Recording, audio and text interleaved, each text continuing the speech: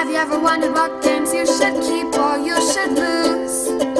Find out here at Purge Reviews. 60-Second City is a real-time city building game that works in a cooperative nature. People love city building games. From the time that SimCity was released, people have been all over this. Now, there are all types of city building games from ancient times to modern times, with probably Suburbia being the biggest one.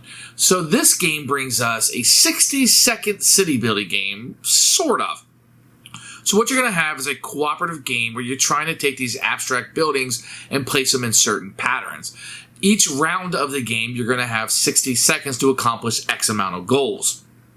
Then, each round that you don't accomplish those goals, you're going to get new goals for the next round, and you're going to try to accomplish the ones you didn't accomplish and the new ones that you have in a certain pattern as you're building this out. The game is abstract, it's for 2 players only, and is cooperative. So each round, the players will be working together to work as quickly as possible in order to meet the goals they have for this city. If you accomplish the goals, you're going to score higher in the game, and if you don't, you're going to score lower. The components for this game are really, really good. There's some interesting things they did with the polyomino tile board where you put them in and it can't move. That's really, really awesome. And more games should do this. And being a mass market game, if they can do it at this price point, then anybody can do it, guys. Come on.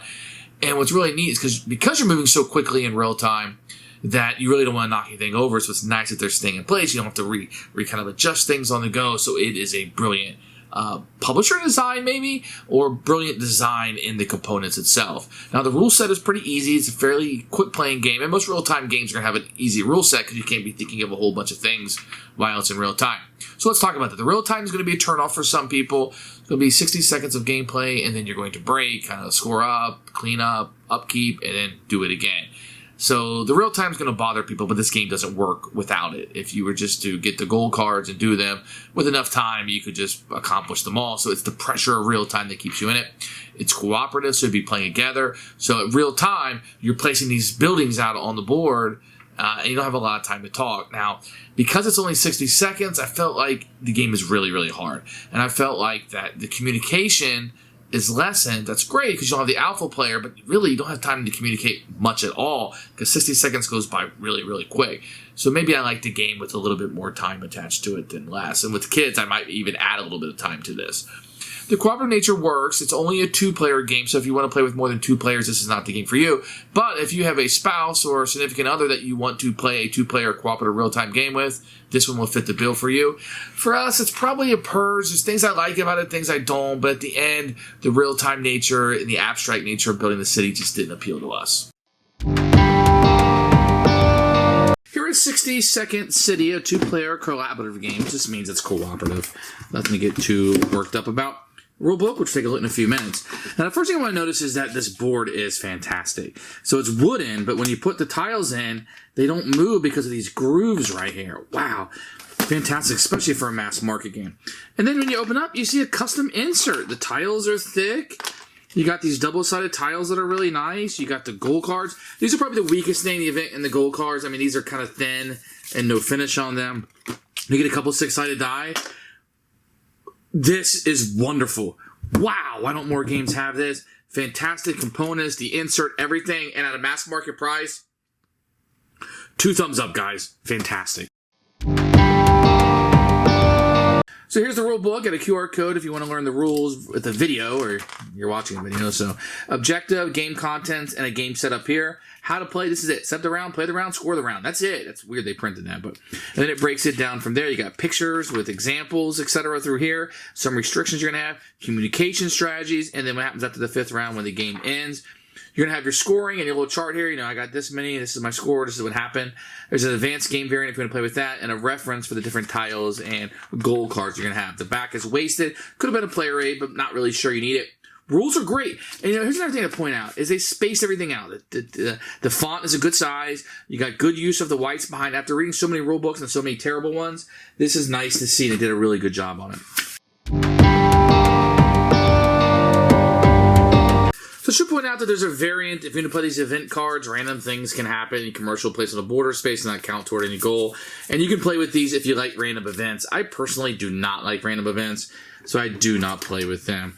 So you're going to play the game for 5 rounds, and you're going to be meeting these goal cards. And if you meet enough of the goal cards, you're going to look at the chart at the end of the game, and it will tell you how you did. If you completed all of them, all goal cards completed, what happens before the 5th round, what happens if you do them after the 5th round, and then you subtract how many you didn't do. So this means I did not complete between 5 and 8. This is what happened if you completed 1 and 4, and then 9 plus, you lost the game, even though, it is what it is. Beginning of each round, you're going to place 3 pollution tiles. You're going to roll the dice, so you have red and blue at the top. So 2 and 5, that would go out. 4 red, 3 blue, and then the last one will be 3 and 3. So every round you're going to put out 3 new pollution tiles. Then you're going to shuffle up the gold cards, and you're going to put 5 of these out each round. If you don't complete any of these, if you complete them, you score them. If you don't, they stay out for the next round. You just add 5 more. So it's 6 block, any mix of commercial. 10 block, you have to have industrial and power plants. 6 block of residential. 2 neighboring city hall, 2 commercial neighboring city hall, and 3 power plants anywhere on the board. So those will be face up where everybody can see. Then your 60 seconds timer will start, which is not included with the game. And you just turn this over as quickly as possible, and you will just try to place these out anywhere on the board as long as they're adjacent to what's already out there. Just kind of hoping. So I already got the 2 power plants to accomplish that one. I need 2 commercial properties, so maybe I'll do something like this to try to build that up more.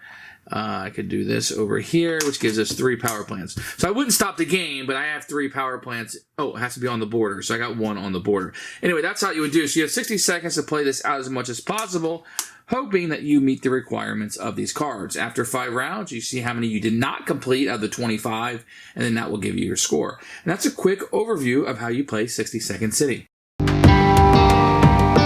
Who should buy this game? Anybody looking for a 2-player game, so it's going to bring the Venn diagram in, and then you don't mind real time, and it's cooperative. That city building is going to be a carrot that's people are going to be attracted to it. I think it works well here. The real time, that's really where I'm kind of edgy about recommending it. Some people love it, but man, there's a lot of hate for real-time games. The components are fantastic. The package is good. This is what I can easily recommend if you fit into the Venn diagram of people who will enjoy it.